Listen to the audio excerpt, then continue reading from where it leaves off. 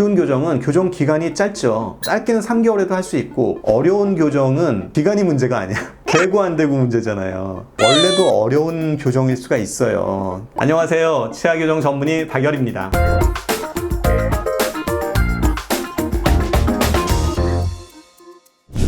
오랫동안 계획하고 진행해온 교정인데 다시 재교정할 일이 생기는 건가? 라는 의문이 들어서. 네, 재교정하는 경우가 많죠. 요새 진짜 많은 것 같은데 그게 이제 쉬울 때도 있고 어려울 때도 있고.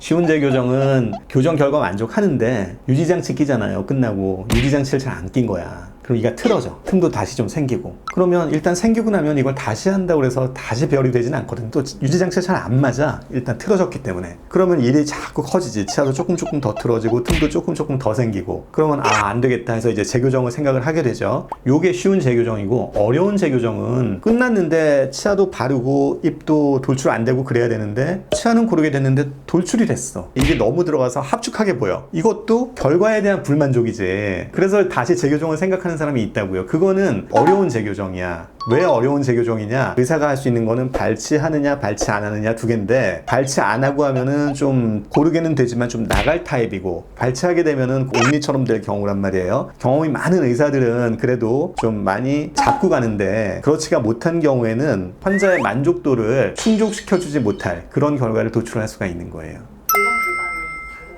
쉬운 교정은 교정 기간이 짧죠. 짧게는 3개월에도 할 수 있고 부분 교정만 해도 되는 경우가 있고, 어려운 교정은 기간이 문제가 아니야. 되고 안 되고 문제잖아요. 환자 기준에서 어쨌든 실패했어. 만족을 못했단 말이에요. 그거는 원래도 어려운 교정일 수가 있어요. 그러면 이걸 재교정하더라도 어려울 가능성이 높아. 그러니까 기간이 뭐 6개월, 1년 해서 될 수도 있지만 2년까지 갈 수도 있고, 그렇게 가더라도 만족시킬 수 있느냐가 중요한 거지. 그래서 처음에 잘해야 돼.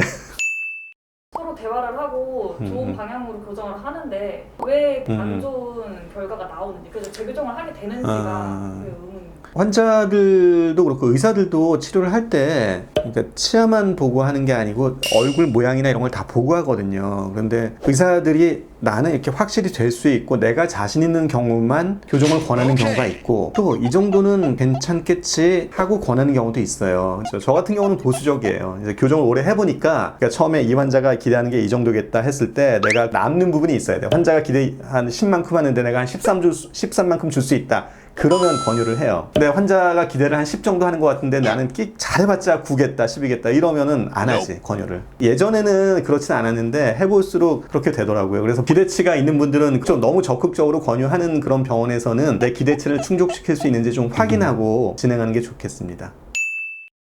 어려운 재교정은 애초에 아쉬운 부분이 있었을 거예요. 그래서 처음에 시작할 때 이게 내가 교정이 좀 애매한 경우가 있거든요. 그 부분을 의사하고 잘 상담을 해가지고 너무 적극적으로 권하는 병원에서는 오히려 보수적으로 생각을 하고, 좀 보수적으로 권하는 병원에서는 또 거기에 맞게 잘 얘기를 하셔서 처음에 선택을 잘 하면 재교정으로 안 갈 수 있을 것 같습니다. 잘했어.